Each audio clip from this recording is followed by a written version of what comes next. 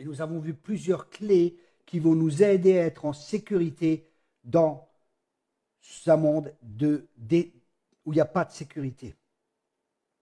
Et c'est une parole, tout ce que je partage, c'est pour vous aider à passer dans ces temps difficiles. Et je crois que les temps difficiles vont encore augmenter dans les temps qui viennent. Hein. Mais n'ayez vraiment pas peur. Ça fait déjà des mois maintenant qu'on voit qu'il y a beaucoup de problèmes avec le corona et il va encore avoir d'autres problèmes. Je crois qu'il va y avoir une crise financière encore qui va venir. Je crois que de grosses difficultés vont venir. Mais je crois aussi que la gloire de Dieu va se manifester comme jamais sur cette terre. Parce que je crois également que Jésus revient bientôt. Je crois que nous allons encore, je crois personnellement que je vais vivre le retour du Seigneur. Hein. Je le crois sincèrement. Voilà, donc on voit qu'il y a beaucoup de questions. Est-ce que je suis en sécurité de la foule? Est-ce que je peux sortir sans porter mon masque? Est-ce que c'est bien d'ouvrir les écoles? Est-ce que mes enfants vont avoir des problèmes? À quoi ressemble nouveau la vie normale? Quelle va être la relation? Que va devenir notre économie? Qu'est-ce qui se passe dans nos pays, les problèmes, les difficultés, tout ce qui est là, les peurs, combien de commerces feront faillite, est-ce que je vais retourner à mon travail, est-ce que je vais retrouver un travail, est-ce que je risque de perdre mon travail, est-ce qu'il y aura de nouveau une nouvelle vague de Covid, qu'est-ce qui va se passer, et ainsi de suite, et ainsi de suite. Ça, c'est énormément de choses, de questions que nous pouvons avoir,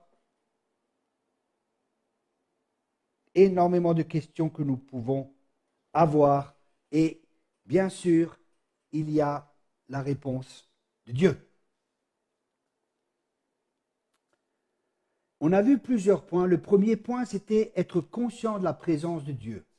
C'est-à-dire, pour nous, avoir cette conscience que Dieu est présent, il a dit, je suis avec vous tous les jours jusqu'à la fin du monde, je ne vous délaisserai pas et je ne vous abandonnerai pas. Dieu ne nous délaisse pas et Dieu ne nous abandonne pas. Ça, c'est le premier point qu'on a vu.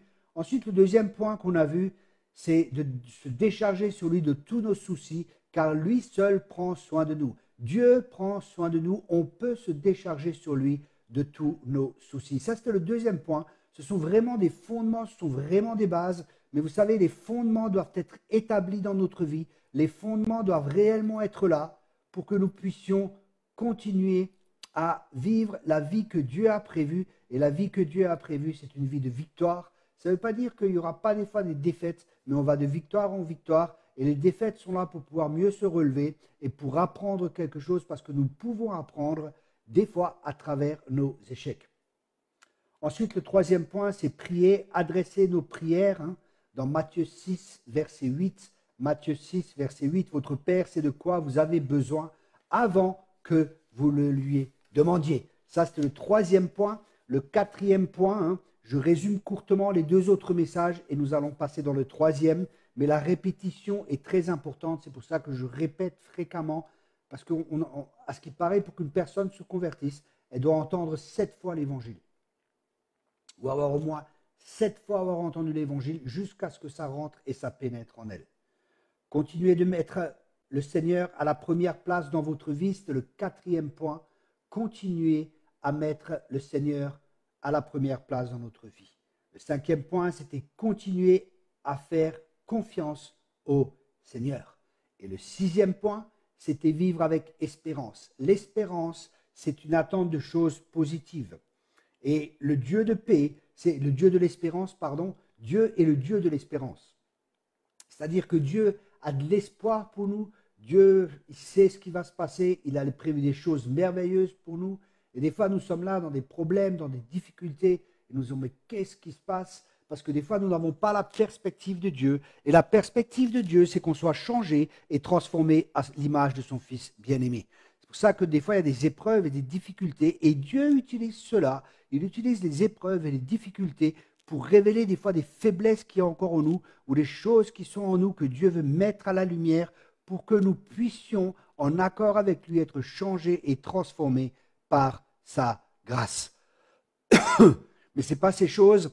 L'apôtre Paul disait « affligé de toutes parts », mais pourtant, il n'était pas vaincu. Et pareil, ça c'est un processus. L'homme extérieur dépérit, mais l'homme intérieur se renouvelle chaque jour. Rappelons-nous que Christ est intéressé, que Dieu est intéressé à ce que Christ gagne de plus en plus de place dans notre vie. Nous devons vraiment avoir cette perspective de l'éternité Je le répète, c'est vraiment ce que nous devons avoir, c'est la perspective de l'éternité. La perspective de l'éternité, c'est-à-dire, par exemple, les chrétiens qui sont persécutés en Chine, pour eux, c'est un honneur. Parce que la Bible a dit, quand vous serez persécutés à cause de mon nom, l'esprit de gloire reposera sur vous. Et je crois vraiment que des temps de persécution aussi vont venir. Je crois qu'il y aura un temps de réveil, un temps de réforme. Je crois que Dieu va agir puissamment. Mais je crois aussi que nous allons être persécutés. Et si Dieu nous prévient, c'est pour que nous puissions nous préparer. Dieu ne fait rien sans d'abord prévenir ses serviteurs, les prophètes. Et nous n'avons pas besoin d'avoir peur. Mais ce dont nous avons besoin, c'est de nous préparer, de préparer nos cœurs, de permettre au Seigneur de faire un travail profond dans notre vie pour nous préparer pour les temps qui viennent. Ça va être des temps glorieux. Et nous devons avoir vraiment cette pensée du ciel, chercher les choses d'en haut et pas chercher les choses de cette terre. C'est-à-dire qu'on vit de moins en moins par le vieil homme et on apprend de plus en plus à marcher en nouveauté de vie et à être conduit et à être dirigé par l'Esprit de Dieu. Et ça, c'est justement le 7e point que nous allons aborder ce soir. Le 7e point, c'est vivre dans la foi ou par la foi chaque jour. Vivre par la foi. Et cela chaque jour. Je vous encourage vraiment à Hébreux 10, verset 3. Hébreux 10, verset 3 nous dit « Retenons fermement la profession de notre espérance, car celui qui a fait la promesse est fidèle. » Ici, il dit « Retenons fermement la profession ».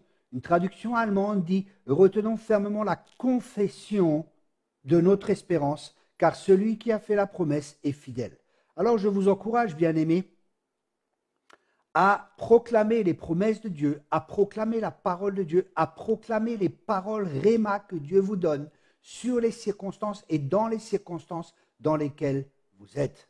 Si, par exemple, vous avez un problème financier, proclamez la parole de Dieu. L'Éternel est mon berger, je ne manquerai de rien. Et ne commencez pas à casser toutes ces choses, à casser ou à proclamer des choses négatives, mais à prier, à chercher la pensée de Dieu et à proclamer la parole réma que Dieu vous donne dans la situation dans laquelle vous êtes, parce que nos paroles sont puissantes, nos paroles ne reviennent pas sans avoir à accomplir ce pourquoi Dieu les a envoyées. Et si Dieu met des paroles dans notre cœur, si nous libérons ces paroles, les choses, les circonstances vont être changées, l'atmosphère sera changée par la parole de Dieu que nous prononçons. Et quand nous la prononçons, mettez la main devant votre bouche quand vous parlez, vous ressentez le souffle. Et le mot souffle, c'est aussi le rouar. Ça veut dire quand vous proclamez la parole de Dieu, l'Esprit de Dieu prend aussi ces paroles, l'Esprit de Dieu qui est en vous est libéré, des fleuves d'eau vive coulent de votre sein, prennent ces paroles, changent l'atmosphère autour de vous et amènent la vérité du ciel dans votre réalité. Et la vérité, c'est la parole de Dieu. Et la parole de Dieu, c'est que j'ai été jeune et je suis devenu vieux et je n'ai jamais vu le juste ni sa postérité manquer de pain. Dieu était fidèle. Dieu est fidèle. S'il s'occupe des oiseaux, s'il s'occupe qu'il n'y a pas un seul cheveu qui tombe de notre tête sans que ce soit sa volonté, ne nous inquiétons pas, n'ayons aucune crainte, n'ayons aucune peur. Continuez tout simplement à être dans la foi. Alléluia. Et marchez par la foi. Et la foi, c'est une ferme assurance. La foi, c'est une ferme assurance des choses qu'on ne voit pas. C'est une ferme assurance. C'est une ferme assurance. C'est une certitude. C'est une conviction. C'est une certitude. Ça veut dire qu'on est plus conscient que la réalité qui nous entoure nous affecte moins que la vérité qu'il y a dans notre cœur. Josué et Caleb étaient des hommes de foi et ils étaient animés d'un autre esprit. Parce que la parole de Dieu habitait dans leur cœur, ils faisaient plus confiance à ce que Dieu disait qu'à ce que leurs yeux voyaient. Je répète cela. Ils faisaient plus confiance à ce que Dieu disait qu'à ce que leurs yeux voyaient, qu'à ce que les autres espions disaient et ce qu'ils entendaient. Ils faisaient plus confiance à Dieu et à sa parole. Et ça, c'est un processus pour nous d'apprendre à ne plus marcher comme l'homme naturel, à ne plus marcher par nos 5 sens, mais à apprendre à marcher par l'esprit. Apprendre à marcher par l'esprit, c'est pas marcher par nos 5 sens, c'est ce que nos 5 sens disent est contraire à la parole de Dieu. Dieu est celui qui pourvoit avec richesse et gloire aux besoins de ses enfants. croyez ces promesses, proclamez-les sur votre famille. Je me rappelle, j'avais un ami, il avait perdu son travail, il est venu me voir, il était vraiment, vraiment déstabilisé. Ah, j'étais renvoyé, le patron m'a maltraité, et voilà, et j'étais renvoyé, c'était vraiment terrible, et c'est ça, je lui dis, mais pourquoi tu t'inquiètes? Dieu a un meilleur travail pour toi. Ton patron te maltraitait, il ne te respectait pas. Dieu va te donner quelque chose de meilleur. Et je savais que ce que je lui avais dit, c'était vraiment un réma, c'était vraiment une parole de Dieu, et quelque part, ça l'a relevé. Sur le coup, ça l'a relevé. Mais quelques jours plus tard, il était à nouveau abattu. Pourquoi? Parce qu'il n'a pas tenu ferme en cette parole et il n'a pas, comme je vous l'ai dit dans Hébreux 11, verset 6, qui dit de proclamer la foi, retenons fermement la profession de notre espérance, car celui qui a fait la promesse est fidèle. Donc nous voyons un principe ici, il a reçu cette parole avec foi, et il l'a serré dans son cœur. Marie a serré ses paroles dans son cœur. Et c'est ce que Dieu nous demande, c'est de serrer ses paroles dans nos cœurs et de méditer ses paroles. Je parle ici de méditer, c'est-à-dire intérioriser ou alors murmurer devant soi. Quand les Juifs lisent la parole, ils la murmurent. Et murmurer, c'est aussi proclamer la parole devant soi. Et en même temps, nous allons à nouveau l'entendre. Donc, proclamer. La proclamation est très importante. La proclamation de la parole de Dieu est tellement importante. La foi vient de ce que l'on entend et ce que l'on entend vient de la parole de Dieu. La foi vient. Alléluia. La foi vient. J'ai dit la foi vient, elle ne vient pas peut-être. La foi vient, c'est une certitude, c'est certain. La foi vient de ce que l'on entend et ce que l'on entend vient d'où? De la parole de Dieu. Qu'est-ce que ça signifie? Ça signifie que la foi ne vient pas de n'importe où, elle vient de la parole de Dieu. C'est-à-dire quand Dieu nous parle ou quand quelqu'un parle, la parole de Dieu, ou quand Dieu utilise une personne, un frère, une sœur, n'importe qui, et nous parle et nous amène une parole de Dieu, ça va nous communiquer la foi si notre cœur est ouvert. Après, Israël n'a pas ajouté foi aux paroles de Dieu. Et c'est pour ça que c'est tellement important, dans les difficultés, dans les problèmes et ainsi de suite. Est-ce que nous croyons plus que nous voyons? Est-ce que nous croyons plus que nous entendons? Ou est-ce que nous croyons plus à nos circonstances? Ou est-ce que nous vivons par la foi? C'est-à-dire que nous marchons non pas par la vue, mais par la foi. C'est-à-dire pas parce que nous voyons avec nos yeux naturels, mais ce que nous voyons avec nos yeux spirituels. Nous voyons les promesses de Dieu et nous les voyons qu'elles vont s'accomplir. Vous savez, j'ai énormément de projets et je sais que ces choses vont s'accomplir parce que Dieu est fidèle, parce que Dieu est bon et parce que sa bouche dit, sa main va l'accomplir. Et je proclame ces choses sur ma vie, je proclame ces choses sur ma famille, je proclame ces choses sur le ministère parce que je crois que ces choses vont se réaliser.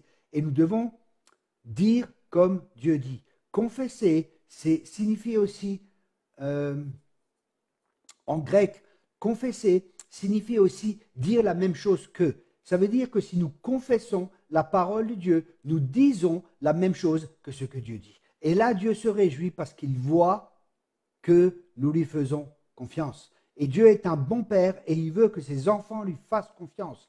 Moi aussi, à mes enfants, à ma fille, j'ai dit ce soir, j'étais au McDonald's, je suis passé courtement, j'avais faim, j'ai juste pris un cheeseburger et un coca, j'avais soif aussi, et pour rentrer à la maison. Et j'ai vu, waouh, il y a des petits gâteaux là. Les 6 petits gâteaux, vous savez, je ne sais plus comment ça s'appelle, le nom m'échappe. Bon, c'est pas grave, il y a 6 petits gâteaux. Et ma fille aime ça. Qu'est-ce que j'ai fait? Automatiquement, je pense à ma fille. Et Dieu, pareil, il pense à nous. Et qu'est-ce que j'ai fait? J'ai acheté ça et je dis à ma fille, quand je suis rentré, je dis, écoute, j'ai un cadeau pour toi. Ah oui, papa, c'est quoi, c'est quoi? Elle est venue vite en courant, elle était toute contente. Et je lui ai donné ça, elle a ouvert la boîte. Waouh, elle était contente, elle aime ça. Surtout les violets, là, vous savez, les petits... je ne sais plus comment ça s'appelle exactement. En tout cas, ma fille était très contente et elle n'a pas dit, oui, mais papa, tu as vraiment un cadeau pour moi? Est-ce que c'est vrai? Est-ce que c'est vraiment pour moi? Et quand elle a vu, est-ce que tu vas me le donner? Est-ce que tu vas le recevoir? Non, ma fille, elle était convaincue. Pourquoi? Parce qu'elle connaît son père. Elle sait que mon cœur est pour elle. Elle sait que je suis pour elle et pas contre elle. Et ça, c'est l'attitude, la même attitude que nous devrions avoir vis-à-vis de Dieu. Dieu est pour nous, Dieu n'est pas contre nous. Je répète cela. Dieu est pour nous, Dieu n'est pas contre nous? Et si Dieu est pour nous, alléluia, qui peut être contre nous? Alors les amis, je vous encourage, attendez-vous à des bonnes choses. Croyez les bonnes choses. Croyez que Dieu a des projets de paix et non de malheur et un avenir plein d'espérance pour chacun de vous. Mes amis, le meilleur est devant vous.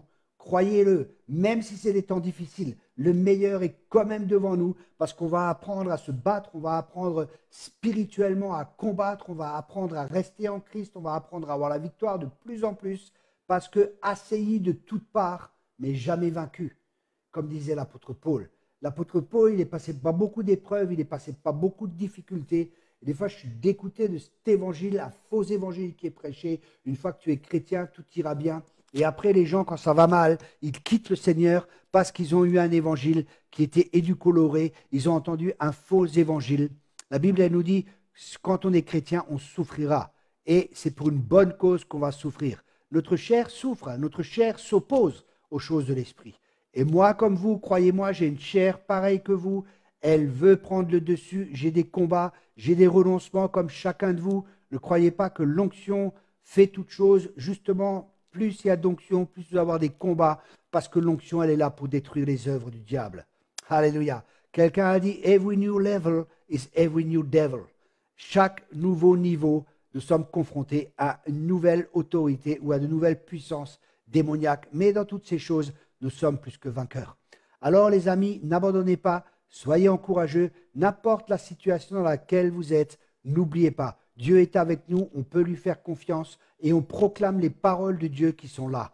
David a parlé à Goliath, il ne s'est pas tué, il a parlé à Goliath, il a proclamé, le Dieu que je sers aujourd'hui va me donner la victoire. Il a proclamé la victoire. Mes amis, proclamez la victoire. Proclamez la victoire. Je le répète, proclamez la victoire. Proclamez la victoire dans votre circonstance. Proclamez la parole de Dieu. La Bible, elle est très claire. Je vais parler ce soir plus longtemps de l'importance de la proclamation de la parole. Je vous encourage vraiment à prendre le coffret de CD qu'on a sur la proclamation de la parole. J'ai tellement de révélations, mais je vais vous en partager un peu ce soir. Et je vous encourage vraiment à vous procurer cela et à l'écouter et à l'écouter et à le réécouter et à en faire un style de vie. Et c'est un processus d'apprendre à ne plus parler négativement et à proclamer les choses de Dieu qui sont oui et amen. Venez avec moi. Alléluia. Dans Jacques 3. Mais avant de lire la parole, j'aimerais me poser une question. Ma question est la suivante. Qu'est-ce qu'un homme mature? Qu'est-ce qu'une personne mature? Qu'est-ce qu'un chrétien mature? Qu'est-ce que c'est? Je répète la question. Qu'est-ce que c'est un chrétien mature? C'est une bonne question.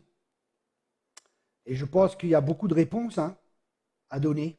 Et je crois que c'est ça, merci, c'est des macarons. Et je crois que la réponse, nous allons la voir dans la parole de Dieu. Dans Jacques 3, verset 2, nous bronchons tous de plusieurs manières. Si quelqu'un ne bronche point en parole, c'est un homme parfait. Waouh, waouh, waouh, waouh. Capable de tenir tout son corps en bride. Et ce mot, c'est une personne qui arrive à maturité. Une personne, malgré les circonstances, malgré l'opposition, malgré les critiques, elle ne bronche pas en parole. Elle continuera à bénir, elle continuera à dire du bien, même quand elle est assaillie. Elle a un cœur qui est tellement changé, un cœur qui est tellement transformé que de l'abondance du cœur, la bouche parle. C'est pour ça que c'est tellement important que notre cœur soit changé, que notre cœur soit touché. À la nouvelle naissance, c'est ce qui s'est produit. Mais après, il y a un travail où Dieu guérit nos cœurs, il restaure nos cœurs. Il y a des choses de nos cœurs qui sont peut-être là que Dieu va ôter, il va amener une guérison, il va amener une restauration, un renouvellement de l'intelligence aussi, les pensées les plus profondes de notre cœur. Parce que l'homme est tel que sont les pensées de son cœur. Et de l'abondance du cœur, la bouche parle. C'est pour ça, écoutez les gens, écoutez parler les gens dans les situations de stress, dans les situations de difficulté, et vous allez connaître leur cœur, vous allez savoir ce qu'il y a au fond de leur cœur lorsque les difficultés, lorsque le stress est là. Quand tout va bien, alléluia, tout le monde chante, alléluia, gloire à Dieu. Mais quand la persécution va venir, là nous allons voir ceux qui vont vraiment rester au Seigneur. Et je ne parle pas juste de la persécution, on va nous mettre en prison et ci et ça. Je parle aussi des problèmes, je parle des difficultés, je parle de toutes les choses qu'il peut y avoir dans notre vie. Et là, Dieu veut que nous continuons à proclamer, à ne pas broncher en parole. Et c'est ainsi que nous montrons et que nous démontrons la maturité. La maturité se voit aussi à notre manière de parler. C'est très important parce que de l'abondance du cœur, la bouche parle. Et Jésus est toujours intéressé à notre cœur. Et nous, pareil, nous devons connaître les gens selon leur cœur, selon l'esprit. Je vois des fois des gens, ils ont des fois des comportements qui sont des fois difficiles, mais ils ont des bons cœurs, mais leurs blessures sont encore là, et ainsi de suite. Et je regarde au cœur, je ne regarde pas à leur comportement, je regarde au cœur. Ça, c'est très important. Et c'est vraiment un processus pour nous d'apprendre à connaître les gens selon leur cœur. C'est pour ça que la Bible, elle dit, garde ton cœur plus que toute chose, garde ton cœur plus que toute chose, car de lui proviennent les sources de la vie. Ensuite, il est très intéressant, c'est vraiment des révélations que j'ai reçues, et je vous encourage encore une fois, excusez-moi, à vraiment vous procurer, je crois que c'est 5 messages, et écouter ces messages. Ça m'a vraiment fait tellement de bien en travaillant dessus. Ah, ça a changé ma vie. Ça m'a vraiment affecté profondément. Ah, écoute, je répète. Verset 3. Si nous mettons le mort dans la bouche des chevaux pour qu'ils nous obéissent, nous dirigeons aussi leur corps tout entier. Verset 4. Voici même les navires qui sont si grands et que poussent des vents impétueux sont dirigés par un très petit gouvernail au gré du pilote. De même, la langue est un petit membre et elle se vante de grandes choses. Jusqu'ici, et nous voyons deux points importants que j'aimerais partager avec vous ce soir. Ici, il est question premièrement d'un cheval qui a un mors dans la bouche. Et le deuxième exemple que Jacques prend, c'est un bateau avec un gouvernail. Et ma question est, à quoi sert le mors dans la bouche du cheval? Le mors dans la bouche du cheval sert à le diriger, sert à conduire le cheval à ce qu'il prenne une certaine direction. Donc, le mors va donner la direction au cheval. Le gouvernail, il en est exactement de même, c'est très petit et pourtant ça dirige et ça conduit tout le bateau. Et la Bible prend cela pour nous donner un exemple. La langue, elle est très petite. C'est une partie infime de notre corps et pourtant notre langue, a la capacité de diriger notre vie. Notre vie est dirigée et influencée par nos paroles. Ce que nous disons, la vie et la mort sont au pouvoir de la langue. Si vous ne me croyez pas, prenez un petit enfant et vous lui dites tu n'y arriveras pas, tu es incapable, tu n'es pas beau et ainsi de suite. Je vous garantis que s'il continue à croire, à entendre cela et à prêter foi à ces choses, que vous allez le détruire et que sa vie sera une vraie catastrophe si Dieu n'intervient pas dans sa vie. C'est pour ça le pouvoir de la vie et de la mort sont au pouvoir de la langue. La communication est tellement importante et nous devons vraiment apprendre à bien communiquer. Et vous allez apprendre tout cela dans ce coffret de CD.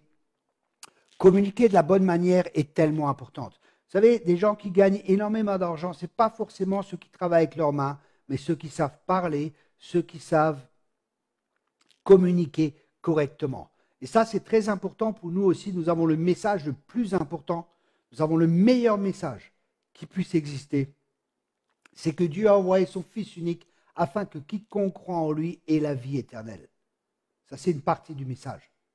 Mais en même temps, que celui qui ne croit pas en lui, la colère de Dieu reste sur lui. Et voyez de nouveau l'équilibre. On voit la bonté et la sévérité de Dieu. Et ça, c'est très important d'être des chrétiens équilibrés. Il y a la bonté et il y a la sévérité de Dieu. La bonté, c'est que Dieu a donné son Fils unique afin que quiconque croit en lui ait la vie éternelle. La sévérité de Dieu, c'est que la colère de Dieu reste sur les personnes si elles n'acceptent pas Christ en tant que Sauveur et en tant que Seigneur. Et ce message, il faut savoir l'amener avec un cœur rempli d'amour, rempli du Saint-Esprit, avec sagesse et savoir quoi dire. Certaines personnes auront besoin d'entendre la première partie du message et d'autres auront besoin d'entendre la deuxième partie du message. Il y a des gens qui sont convertis parce qu'ils ont entendu que Dieu n'était pas d'accord avec eux et qu'ils devaient vraiment se repentir. Et d'autres, ils ont juste entendu l'amour de Dieu et ils sont convertis. Donc, on ne peut pas faire de méthode et nous devons vraiment apprendre à être dirigés par l'Esprit. La Bible dit c'est le sage qui gagne des âmes. Et nous avons besoin de cette sagesse divine pour pouvoir gagner des âmes, mais que toutes nos paroles soient assaisonnées de sel et que nos motivations soient toujours l'amour. On ne va pas dire aux gens, si vous ne convertissez pas, vous allez en enfer. Vous allez en enfer si vous ne convertissez pas avec de la colère et de la haine. J'ai vu des prédicateurs comme ça, j'ai vu des gens dans la rue qui prêchaient l'évangile de cette manière et c'est terrible. Mais on peut dire aux gens, vous savez, si vous ne refusez pas le Christ, c'est terrible. Et ça me fait vraiment mal au cœur parce que la colère de Dieu reste sur vous et vous finirez l'éternité en enfer. C'est très sérieux et ce n'est pas un jeu. Et vous voyez, si vous dites ça avec amour, avec compassion, avec le cœur de Dieu, c'est très important. C'est pour ça que la communication est très importante. Et c'est pour ça que nous devons apprendre, et nous ne pouvons pas nous-mêmes dompter notre langue. Nous devons la donner au Saint-Esprit et laisser l'Esprit de Dieu agir en nous. Mais nous voyons, et je le répète, le mort dans la bouche du cheval va le conduire et le diriger. Il en est de même pour le gouvernail qui est très petit et qui dirige tout le navire. Et Dieu, je pense que Dieu a utilisé ces exemples pour nous montrer que notre langue va nous diriger, que notre langue va nous conduire. Notre langue va nous conduire. Ou dans la bénédiction ou dans la malédiction. Par notre langue, nous bénissons ou par notre langue, nous maudissons. Et bien aimés, nous sommes appelés à bénir. Quand on continue dans ce texte, on voit de même la langue est un petit membre et elle se vante de grandes choses. Voici comme un petit feu peut embrasser une grande forêt. Vous voyez, une langue de vipère, elle peut détruire toute une église. J'ai vu des gens qui ont détruit des églises à cause de la langue. Je me rappelle un jour, j'étais dans une église et je prêchais et d'un seul coup, je regarde une femme et je vois de sa langue, dans l'esprit, il y a une langue de serpent qui sort, une langue fourchue comme ça, vous voyez, avec des fourches devant. Et regardez comme ça, waouh. Et le Seigneur me dit, cette femme est en train de faire beaucoup de dégâts dans l'église. Je dis, waouh, mais qu'est-ce que je dois faire? Est-ce que je dois la reprendre devant tout le monde? Qu'est-ce que je dois faire? Et j'ai tourné les yeux, je ne l'ai pas regardé. Et je dis, voilà, il y a ici une personne dans l'église, vous êtes une femme. Et le Seigneur vous reprend, faites attention à votre langue, parce que vous amenez la division et vous êtes en train de détruire l'église. Et le Seigneur vous ordonne maintenant d'arrêter cela. Et d'un seul coup, elle était assise au milieu de la salle. Les gens qui étaient devant se retournent et la regardent. Je pense qu'une grosse partie de l'église était consciente que c'était elle. Et le problème, c'est qu'elle n'était pas consciente que c'était elle. Vous voyez? Et pourquoi? Quelques temps plus tard, j'ai discuté avec elle et tout, rien à faire. Pourquoi? Parce que l'orgueil. L'orgueil nous rend toujours aveugles. Et ce qui est terrible, tout le monde voit que des gens ont de l'orgueil. Tout le monde voit que ces gens ont de l'orgueil, mais eux-mêmes ne le voient pas. Parce que l'orgueil nous rend aveugles. La Bible dit que l'orgueilleux trébuche. Et pourquoi est-ce qu'il trébuche? Parce qu'il ne voit pas où il marche. Et parce qu'il ne voit pas où il marche, il va marcher contre un obstacle qu'il n'aura pas vu et ça le fera trébucher. L'orgueilleux croit qu'il voit alors qu'il ne voit pas. L'orgueilleux croit qu'il a raison alors qu'il a tort. Et l'orgueil est un fléau terrible. Terrible et terrible. Et je connais des gens comme ça qui sont vraiment aveuglés, qui manipulent, qui contrôlent, mais ils sont tellement orgueilleux, même quand on les reprend et qu'on leur dit non, non, le problème c'est jamais eux, les problèmes c'est toujours les autres, alors qu'ils ont des problèmes avec plein de personnes et ils n'en sont même pas conscients. Mais le problème c'est pas eux, le problème c'est toujours les autres. Et quand vous êtes en face de personnes comme ça, ne discutez pas, priez pour eux, bénissez-les et croyez que le Seigneur va agir ou peut-être même que le Seigneur n'agira pas, qu'il les laissera à leur folie et que souvent, comme je le dis, ils se prennent des portes fermées, ils se prennent des gamelles parce qu'ils n'ont pas écouté. Et le salut est dans le grand nombre de conseillers. C'est pour ça qu'il est tellement important d'écouter et d'avoir des personnes à qui nous permettons et à qui nous donnons des droits dans notre vie. Ensuite, nous voyons, la langue est placée parmi nos membres, suivant tout le corps et enflammant le cours de la vie. Vous voyez, enflammant le cours de la vie, ça veut dire que notre vie est dirigée, notre vie elle peut être enflammée d'un feu positif ou d'un feu de la géhenne. Et là, étant elle-même enflammée par la géhenne. Ensuite, il dit, toutes les espèces de bêtes et d'oiseaux, de reptiles et d'animaux marins sont domptés et ont été domptés par la nature humaine, mais la langue, aucun homme ne peut la dompter. Nous ne pouvons pas dompter la langue. C'est pour ça que nous avons besoin du Saint-Esprit. C'est pour ça que nous avons besoin de l'aide de Dieu pour nous aider justement à dompter cette langue qui cause tellement de dégâts parce que par la langue nous bénissons ou parce que par la langue nous maudissons. C'est un mal qu'on ne peut réprimer. Elle est pleine d'un venin mortel. Waouh, elle est pleine d'un venin mortel, vous vous rendez compte? Et là, il dit, par elle, nous bénissons le Seigneur, notre Père, et par elle, nous maudissons les hommes faits à l'image de Dieu. De la même bouche sortent la bénédiction et la malédiction. Dans la même bouche sortent la bénédiction et la malédiction. Il ne faut pas, mes frères, qu'il en soit ainsi. La source fait-elle jaillir par la même ouverture l'eau douce et l'eau amère? Un figuier, mes frères, peut-il produire des olives, ou une vigne des figues? De l'eau salée ne peut pas non plus produire de l'eau douce. Ici, nous voyons beaucoup d'exemples qui vont nous aider à comprendre et que j'espère, c'est le but et l'objectif ce soir de ce message, c'est de nous apprendre à parler positivement dans un monde qui est souvent négatif et d'appeler les choses positives de Dieu, d'appeler les promesses de Dieu même quand c'est négatif. La Bible dit qu'il y avait un tohu vohu baou, il y avait le chaos au début et Dieu n'a pas dit waouh, il y a le chaos. Qu'a fait Dieu? Dieu a appelé les choses qui ne sont pas comme si elles étaient. Dieu a commencé à parler dans ces choses. Les prophètes sont là. Le prophète a vu les eaux qui étaient là et il a dit est-ce qu'ils peuvent revivre? Et il a commencé à prophétiser sur les eaux. Les eaux ont commencé à se rassembler. Il a proclamé la vie, il n'a pas proclamé la mort. Et c'est pour ça, bien aimé, proclamer aussi sur notre nation, la France. Proclamer le réveil, proclamer la bénédiction de Dieu, proclamer que cette nation appartient au Seigneur. Même si actuellement nous voyons l'inverse, même si actuellement nous voyons que les choses ne sont pas comme elles devraient être, nous appelons la vie, alléluia, nous appelons la vie de Dieu sur cette nation, nous appelons l'Esprit de Dieu sur cette nation, nous appelons la repentance sur cette nation, nous appelons les projets de Dieu, nous appelons ce que Dieu a prévu, nous appelons aussi la lumière de Dieu, nous appelons le jugement de Dieu aussi sur cette nation. Quand je dis jugement, c'est la lumière, pour que les choses qui soient cachées soient mises à la lumière.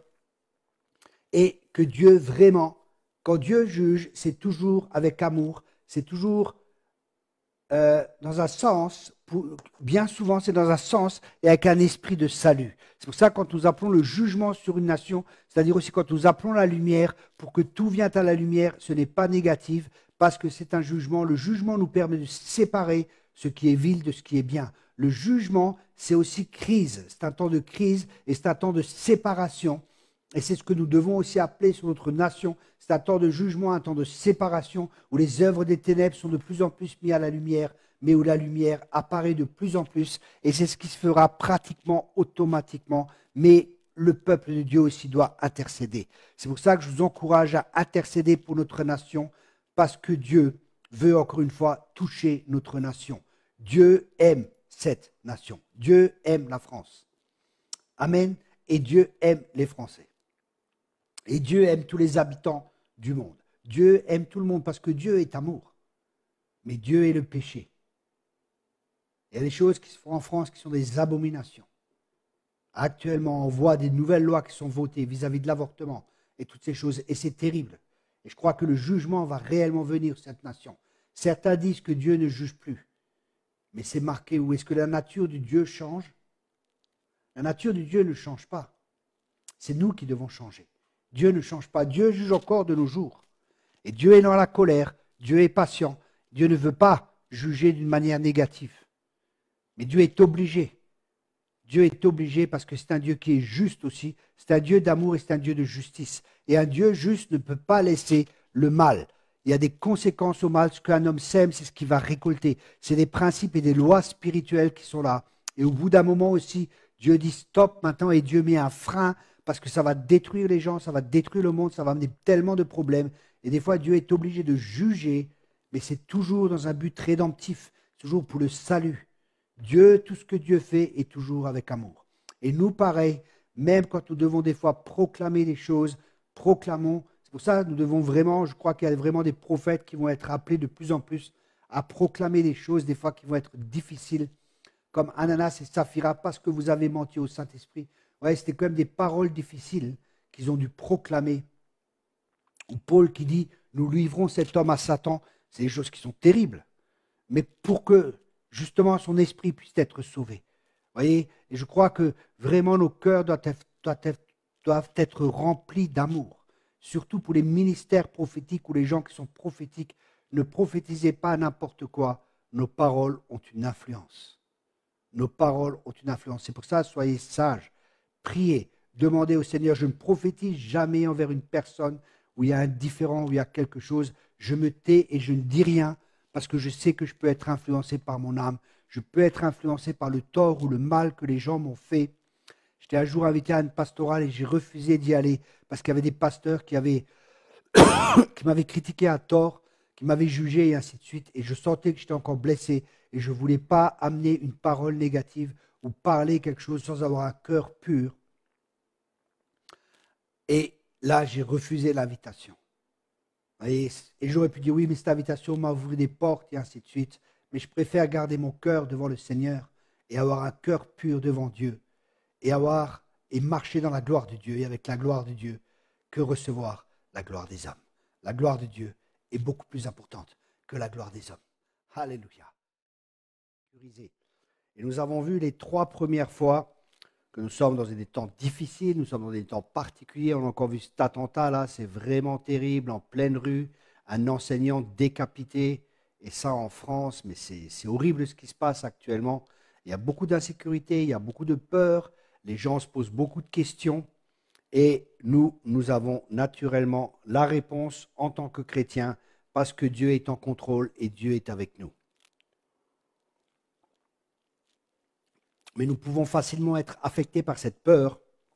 Et j'ai partagé plusieurs points que je vais survoler avec vous maintenant et rajouter ce soir 1 ou 2 points qui vont réellement nous aider à être plus que bénis et à tenir dans ces temps difficiles. Je mets juste un peu mon téléphone. Voilà. Alors le premier point, c'était rester conscient de la présence de Dieu. C'était rester conscient de la présence de Dieu. Dans Matthieu 28, verset 20, le Seigneur nous dit « Je suis avec vous tous les jours jusqu'à la fin du monde ». Le deuxième point, c'était se décharger sur lui de tous nos soucis. Et j'avais pris comme verset de référence 1 Pierre 5, verset 7. Déchargez-vous sur lui de tous vos soucis, car lui-même prend soin de vous. Donc, on peut vivre une vie sans soucis. Et il est bien dit tous les soucis. Ça ne veut pas dire juste quelques-uns, mais tous les soucis. Ensuite, on a vu qu'on peut adresser nos prières au Seigneur, ce qui est aussi une forme d'humilité, parce que par la prière, nous démontrons que nous avons besoin de Dieu. Mais le plus important, c'est qu'on montre qu'on aime Dieu et on aime prendre du temps avec lui, parce que c'est ça la prière, être prendre du temps avec du Seigneur, avoir un échange, avoir un partage de cœur à cœur. Ça, c'est vraiment quelque chose de primordial. Ce n'est pas quelque chose qu'il faut faire, parce que des fois, dès qu'on parle de prière, il y a comme un voile qui vient ou comme un nuage qui vient, les gens se sentent mal. Ah, je ne prie pas assez, pas ceci, pas cela. Et il n'est pas question de performance, il est question de relation et il est question d'intimité. Ensuite, le 4e point que nous avons vu ensemble, c'était le 4e point que nous avons vu ensemble était vraiment un point important, c'était continuer de mettre le Seigneur à la première place. Matthieu 6, verset 33. Matthieu 6, verset 33. Cherchez premièrement le royaume de Dieu et sa justice, et le reste vous sera donné par-dessus. Nous ne vivons pas selon les mêmes valeurs que le monde, nous ne vivons pas selon les mêmes principes que le monde, nos principes sont différents, nous sommes des nouvelles créatures, Dieu est devenu notre Père, nous vivons d'une manière complètement différente que les gens de ce monde. Ensuite, nous avons vu le 5e point, c'est de continuer à faire confiance dans le Seigneur. Et j'avais pris comme verset de référence le psaume 62 au verset 9. Psaume 62 au verset 9. En tout temps, peuple, faites confiance en lui, cela dans les bons et dans les mauvais jours. Et ensuite, il dit, répands ton cœur devant lui. Et là, on a vu que nous pouvons être honnêtes avec le Seigneur, lui amener nos craintes, nos difficultés, nos doutes et toutes ces choses. Dieu n'est pas choqué par ces choses. Et le verset continue en disant, Dieu est un refuge pour nous. Ça veut dire qu'il est notre abri, il est notre protecteur, il est pour nous. Et ensuite, il dit, pause. Ça veut dire que nous devons et nous pouvons nous arrêter et méditer sur ce verset pour que les vérités de la parole de Dieu viennent profondément dans notre cœur, pour que nous devenions un avec ces paroles. Et vous connaîtrez la vérité et la vérité vous rendra libre. Ou d'autres versets disent, la vérité vous affranchira. Ça, c'était le 5e point. Et le 6e point que nous avions, vivre avec espérance aussi, ça c'est le 6e point, pardon. Et que nous avons vu que l'espérance est une force spirituelle. Le verset de référence, c'était Romains 15, verset 13. Que le Dieu de l'espérance vous remplisse de toute joie et de toute paix dans la foi, pour que vous abondiez en espérance par la puissance du Saint-Esprit. Alléluia. Là, on a vu l'espérance est vraiment quelque chose d'important. Hein. L'espérance, attendez bonnes choses venant de la part de Dieu, voit l'avenir positivement et pas l'avenir négativement. Même si tout est négatif sur cette terre, même si cela empire, si cela devient de plus en plus difficile, et c'est le cas, la Bible nous dit, dans Ésaïe, je crois 60 ou 61, je crois que c'est 60, les ténèbres coulent la terre, mais sur toi la gloire de l'Éternel se lèvera. Même dans ces temps-là, nous vivons dans un autre royaume. Notre source ne sont pas les choses de ce monde. Notre source est le Seigneur. Nous dépendons de lui et Dieu pourvoira tous nos besoins avec richesse et gloire. Ça, c'était l'espérance. Ensuite, le point que nous avons vu, le 7e point, c'était proclamer la parole de Dieu. Et comme verset de référence, c'était Hébreux 10, verset 23. Retenons fermement la profession de notre espérance, car celui qui a fait la promesse est fidèle. Ça veut dire que nous continuons à proclamer les choses de Dieu, même si les choses sont différentes dans le naturel. Nous croyons plus la parole de Dieu que les circonstances qui sont là. Ce n'est pas elle qui dirige nos vies. Nous sommes dirigés par la parole de Dieu et par l'Esprit de Dieu. Nous sommes des hommes de foi, pas mus par la crainte ou par les circonstances, mais nous sommes mus par l'Esprit de Dieu. Nous sommes dirigés par l'Esprit de Dieu, car tous ceux qui sont fils de Dieu sont conduits ou dirigés par l'Esprit de Dieu. Ça, c'est le prochain point que nous allons partager ensemble. C'est le 8e point, c'est de vivre dans la foi. La foi, c'est comme ça que nous sommes venus au Seigneur. C'est par la foi en lui que nous sommes sauvés. C'est par la foi dans son œuvre que nous sommes sauvés. Et l'apôtre Paul nous dit, comme nous avons commencé, c'est ainsi que Dieu désire que nous continuions à vivre. C'est-à-dire que la vie chrétienne est une vie de foi. Et la foi, elle est toujours basée sur la parole de Dieu. La foi vient de ce que l'on entend. Et ce que l'on entend vient de la parole de Dieu. C'est pour ça que c'est tellement important. Les autres principes que j'ai partagés avant, continuer à faire confiance dans le Seigneur, continuer à mettre le Seigneur à la première place, la prière, se décharger sur lui de tous ses soucis et tout cela. Et ça devrait devenir de plus en plus un style de vie. Ce n'est pas juste quelque chose que nous faisons. Nous sommes en communion avec Dieu quand nous sommes au travail, nous sommes en communion avec Dieu à chaque instant. Et là, Dieu peut communiquer avec nous. Et quand Dieu communique avec nous, il nous communique sa parole. Et c'est là que la foi vient. Parce que la foi vient de ce que l'on entend. Et ce que l'on entend vient de la parole de Dieu. Donc, dans cette relation étroite de chaque jour, qu'on peut vivre à chaque instant, parce que la Bible, elle dit prier sans cesse. Et ça devrait être un mécanisme quand il y a des difficultés ou des choses insurmontables, où nous demandons à Dieu, Seigneur, mais qu'est-ce qui se passe? Seigneur, quelle est ta réponse à ce problème? Seigneur, qu'est-ce que tu veux me dire? Et là, le Seigneur nous parle, il nous donne des idées. Je donne simplement un exemple. Je suis arrivé chercher mon fils la semaine dernière. Il était à son cours de musique. Et le cours de musique finit à 8 heures. J'étais arrivé à 8 heures moins le quart. J'attendais devant la porte, dans la voiture. Et j'ai vu des enfants sortir, mais il n'était pas là. Bon, j'ai attendu 8 heures. Je pensais de toute façon, il sort à 8 heures. À 8 heures, je suis monté. Et j'attends personne, 8h05, personne. Je toque à la porte, pas de réponse. J'ouvre la porte, il n'y a personne à l'intérieur. Je descends, je remonte dans la voiture et je pars. Et là, ce coup, le Saint-Esprit me dit, va derrière dans le bâtiment. Il est là. Je dis, ok, bon, je retourne, je fais demi-tour, je vais derrière le bâtiment. Et mon fils attendait là depuis 20 minutes. Il n'avait pas de téléphone, il ne pouvait pas m'appeler. Hein. Il a 12 ans. Mais vous voyez, c'est tellement important d'entendre la voix de Dieu, sinon je serais rentré et j'aurais dû revenir beaucoup plus tard le chercher. Il aurait pu encore attendre. C'est des petits détails, mais c'est ainsi qu'on apprend aussi à entendre la voix de Dieu et à obéir à la voix de Dieu. C'est très important parce que vivre par la foi, c'est aussi obéir. Abraham partit et obéit, ne sachant où aller. Et des fois, on ne sait pas où Dieu veut nous amener. Et c'est ça justement, vivre par la foi. La foi, c'est faire confiance, une confiance totale à Dieu. Mais la foi vient de ce quand Dieu nous parle. Ça, des fois, je vois des gens qui prennent des décisions, et des décisions qui sont des fois pas très sages, et les gens pensent que Dieu leur a parlé, mais ce n'est pas Dieu qui leur a parlé, c'est leur propre désir, et ce n'est pas Dieu qui leur a parlé. C'est pour ça qu'il est important vraiment d'avoir cette relation avec Dieu pour reconnaître sa voix. Et bien sûr, il y aura des doutes, des fois il y a des combats, des fois des certitudes aussi qui viennent quand Dieu nous parle. Des fois, on est certain, mais des fois aussi, on doute. Moi, c'est pareil. Hein. C'est que je suis comme vous. Des fois, j'ai des certitudes, des fois, je doute. Et faut que je combatte contre mes doutes et que je prenne des risques, entre parenthèses, parce que la foi, ce n'est pas vraiment un risque. La foi, c'est faire confiance à Dieu. Et comme vous vous rappelez l'histoire de Pierre, Pierre a fait confiance au Seigneur, il est sorti de la barque, il a commencé à marcher sur l'eau. Et peut-être que dans la barque, les personnes disaient, non, non, Pierre, ne bouge pas, reste là, tu ne peux pas sortir.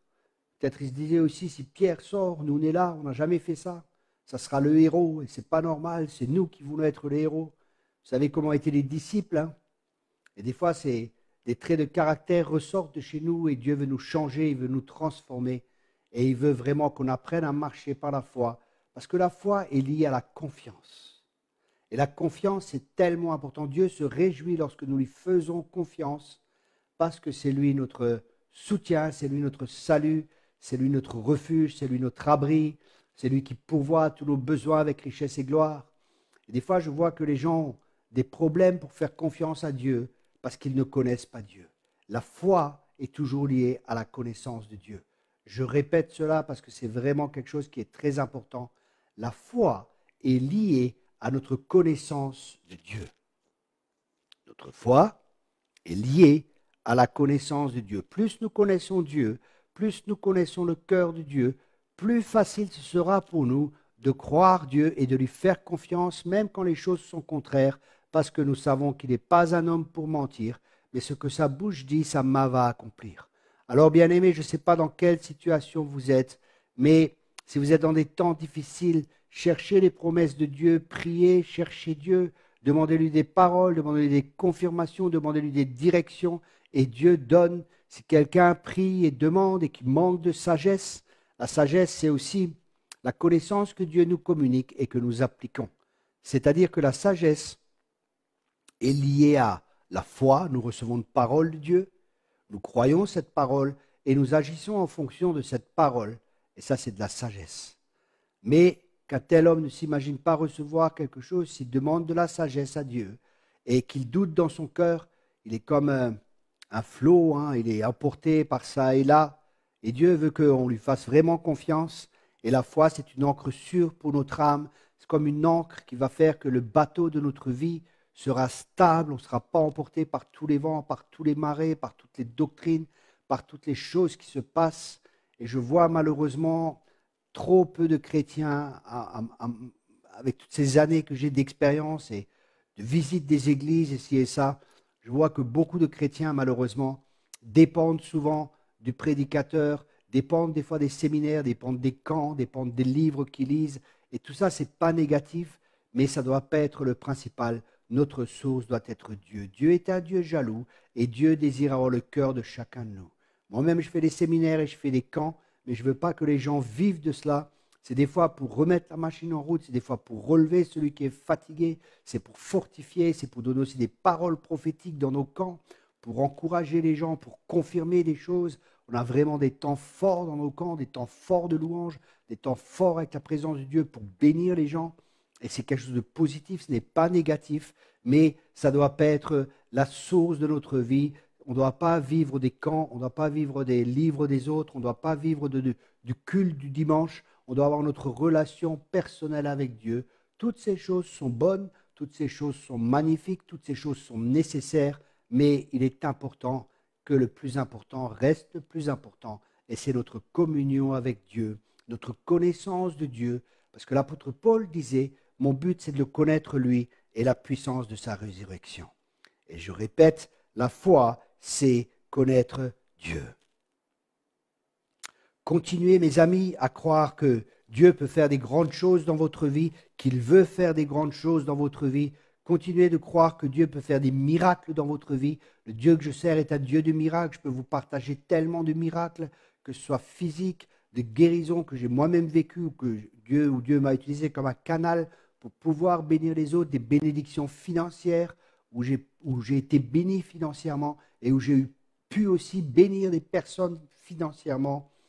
Et ayez la foi, bien-aimés, pour croire à la manifestation des promesses de Dieu dans votre vie.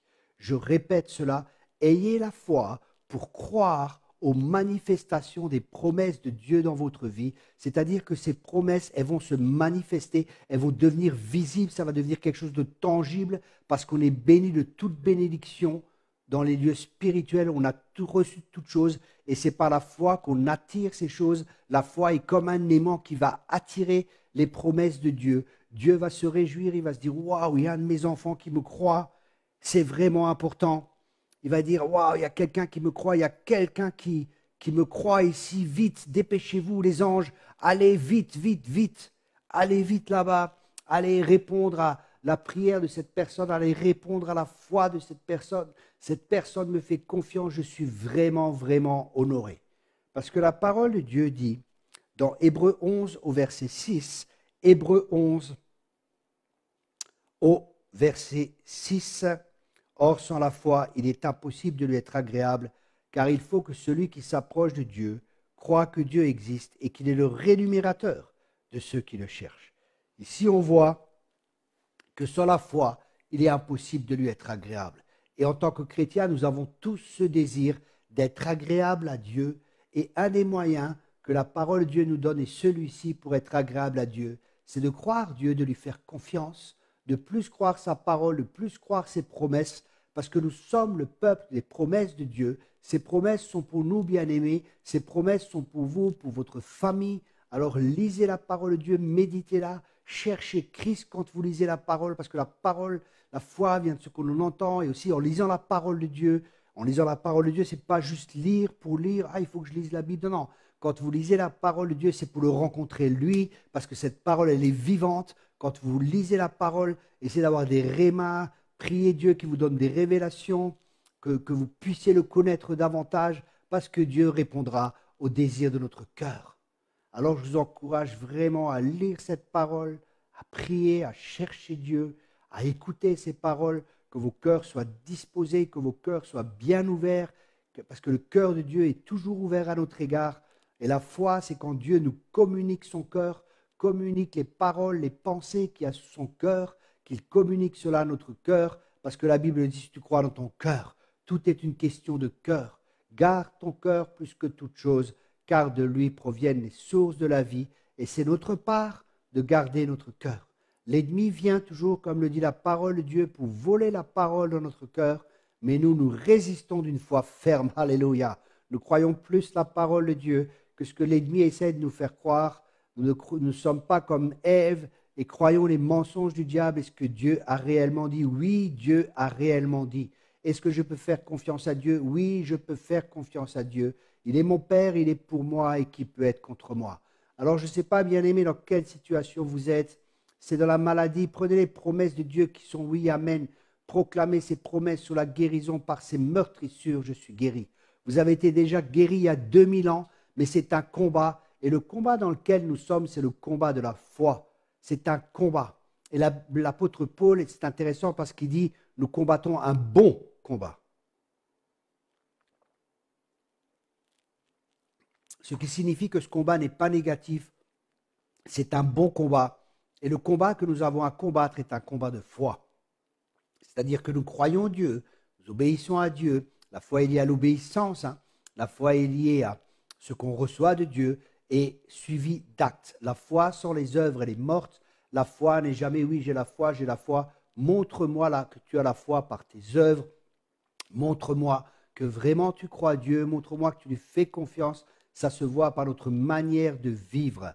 Et c'est pas, je ne dis pas ça pour condamner qui que ce soit, mais juste pour que nous soyons conscients, parce que des fois, nous pouvons nous illusionner nous-mêmes et croire que nous vivons par la foi, alors que nous sommes dans la crainte, nous sommes dans la peur.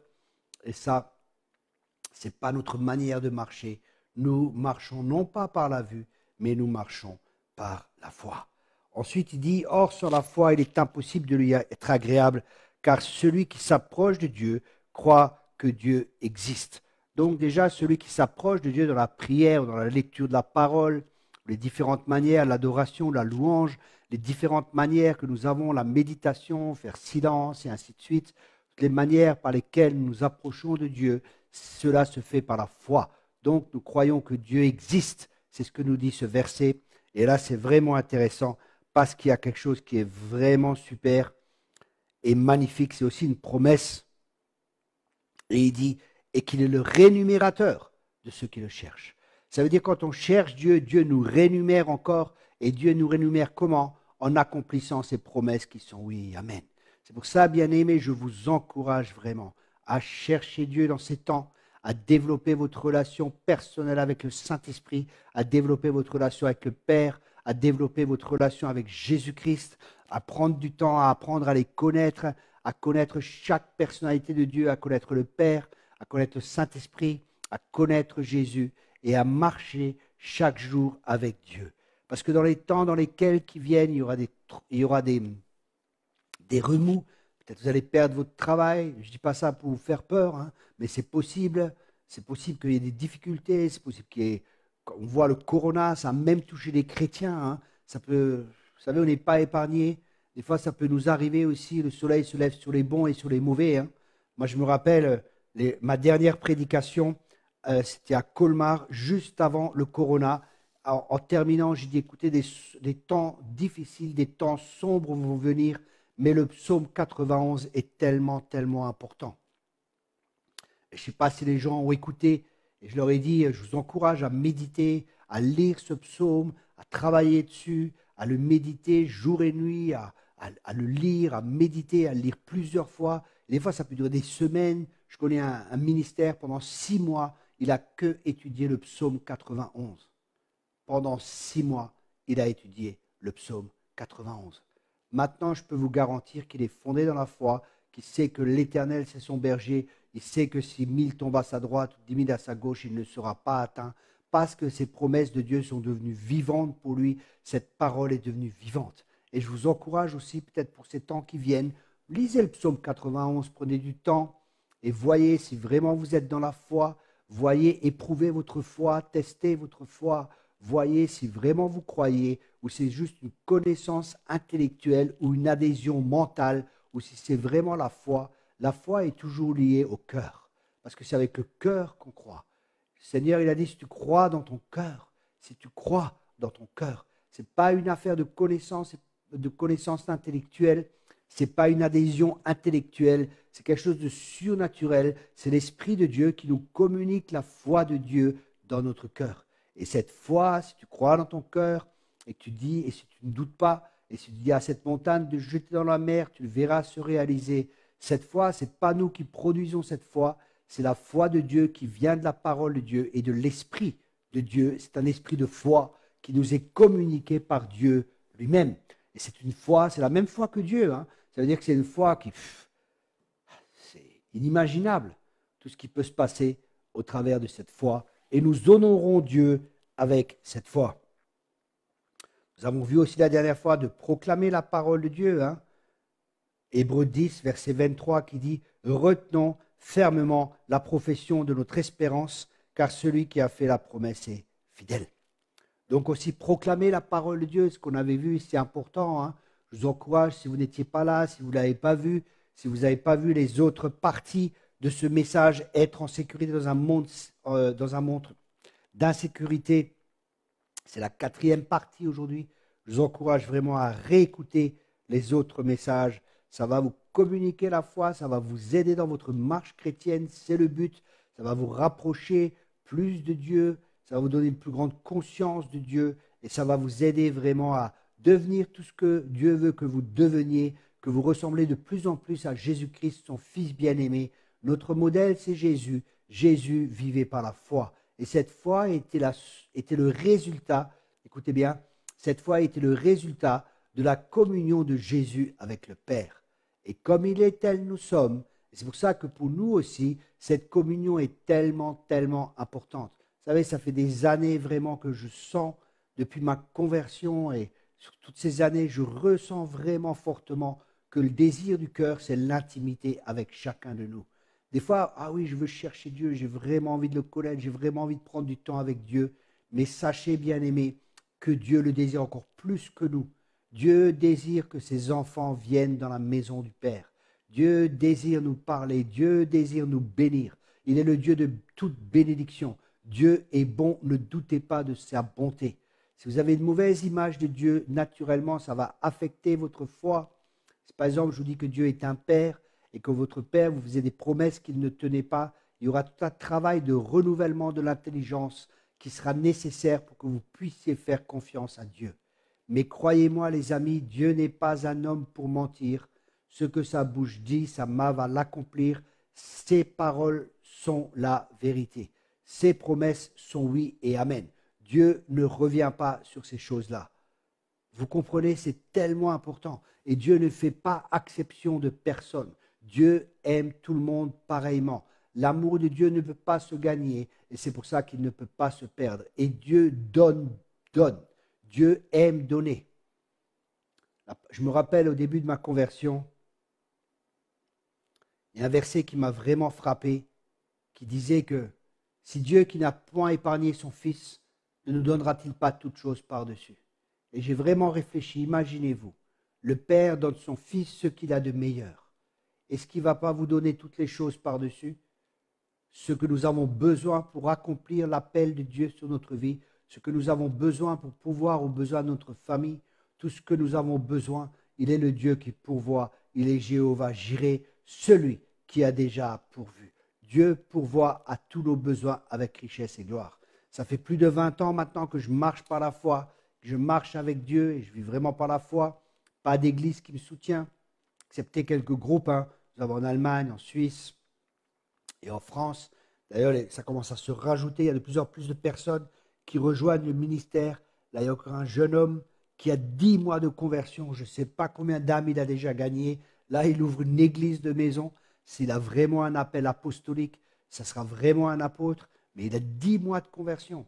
Il dit, mais c'est pas possible. Qu'est-ce qu'ils font les chrétiens? Il va dans la rue, il gagne des âmes. Il a la foi, il a arrêté son travail. Il est rentré à plein temps. Il y a des gens qui sont venus, qui commencent à le soutenir. Mais 10 mois de conversion. Et ça montre que Dieu est en train de faire les choses rapidement.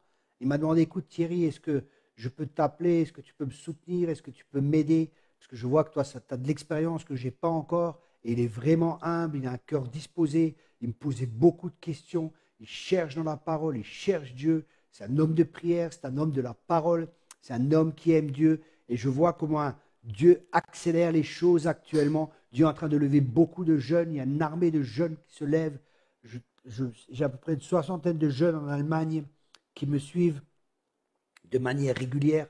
C'est vraiment des gens que je forme en tant que disciples et je vois comment les jeunes grandissent très vite. Ils ne veulent pas la religiosité, ils ne veulent pas toutes ces choses, ils ne veulent pas les choses superficielles, ils veulent ce qui est vrai, ils veulent ce qui fonctionne et ils voient que la foi, c'est quelque chose qui marche. Et ces jeunes ont besoin de pères et de mères spirituelles. Alors je vous encourage vraiment, aidez-les, encouragez-les, entourez ces jeunes, corrigez-les aussi quand c'est nécessaire. Mais pour l'instant, je n'ai pas vraiment eu à corriger juste une jeune fille ou 2-3 personnes que vraiment j'ai dû amener de la correction. Mais sinon, ils ont des cœurs tellement disposés qui viennent, qui posent des questions. Et on n'a pas vraiment besoin de les corriger parce qu'ils sont obéissants vis-à-vis du Seigneur et ils font du mieux qu'ils peuvent de tout leur cœur. Et c'est vraiment encourageant. Je vois des jeunes qui ont, comme ce jeune, il a 10 mois de conversion, mais je peux vous garantir, je vois des chrétiens qui ont 10 ans de conversion et qui n'ont pas sa maturité et qui ne connaissent pas Dieu comme lui connaît. Il dit, Dieu m'a parlé, j'ai fait ci, Dieu m'a parlé. Et vous savez quoi? Et en plus, c'est vrai et ça fonctionne. Et c'est vraiment, j'étais moi-même étonné. Je me dis, mais il est encore jeune, il a 10 mois de conversion, il va à plein temps, est-ce qu'il n'y a pas d'erreur? Et je n'ai pas donné de conseils, je ne lui ai rien dit, parce qu'il faut que j'entende Dieu me parler. Dieu fait des choses différemment maintenant qu'il a peut-être fait il y a 10 ans, qu'il y a 20 ans. Il y a une accélération qu'il y a dans l'esprit parce que les temps sont courts. Jésus revient bientôt. Et si Dieu trouve des gens qui sont bien disposés dans leur cœur, les choses vont beaucoup, beaucoup plus vite. C'est pour ça que notre disposition de cœur est importante. Notre cœur, gardons notre cœur plus que toute chose, car c'est de lui que proviennent les sources de la vie. Et rappelez-vous pour le message de ce soir, si tu crois dans ton cœur, la foi est liée au cœur. Toutes les choses importantes dans notre vie sont liées à notre cœur. Je te remercie, Père, pour cette soirée. Je te remercie, Père, pour ce message. Et je te remercie, Père, pour tous ces bien-aimés et qu'un esprit de foi soit libéré, Seigneur. Que tu touches ces bien-aimés, que tu touches toutes les personnes qui écoutent ce message, que tu continues à travailler dans leur vie, que tu donnes, Seigneur, que tu nous donnes une faim et une soif de ta présence, que tu nous donnes faim et soif de te connaître. Seigneur, que nous soyons des hommes comme l'apôtre Paul qui disait que mon but, c'est de te connaître toi et la puissance de la résurrection. Seigneur, nous voulons te connaître toi et voir la puissance, la manifestation de ta gloire pour que toi, tu puisses être glorifié. Seigneur, nous croyons que tu es bon et nous voulons vraiment te faire confiance dans tous les domaines de notre vie. Aide-nous, Seigneur. Aide-nous et montre-nous, Seigneur, ou peut-être il y a encore des doutes dans notre cœur. Aide-nous à travailler ces choses. Viens avec ta parole, révèle-nous ta parole, qu'il y ait un esprit de révélation, que les forteresses, les raisonnements, que tout ce qui est encore en nous qui s'oppose à ta connaissance ce soir soit abattu dans le nom de Jésus. Et qu'un esprit de révélation soit libéré. Que tu continues, Père, je prie vraiment, Père, que tu continues à travailler les cœurs ce soir. Que tu continues à travailler mon cœur et le cœur de tous les bien-aimés qui écoutent ce soir et de ceux qui vont écouter, afin que de plus en plus nous puissions te glorifier et que tu prépares ton armée et que tu prépares aussi ton épouse, une bien-aimée sans tache et sans ride. Merci Père. Merci Père pour ces temps de sanctification. Merci Père pour ces temps de purification. Merci Père aussi que tu éprouves notre foi par le feu. Merci Père de nous purifier, de nous sanctifier et de nous transformer à l'image de ton Fils bien-aimé. À toi soit toute la gloire. Au nom puissant de Jésus-Christ. Amen et Amen.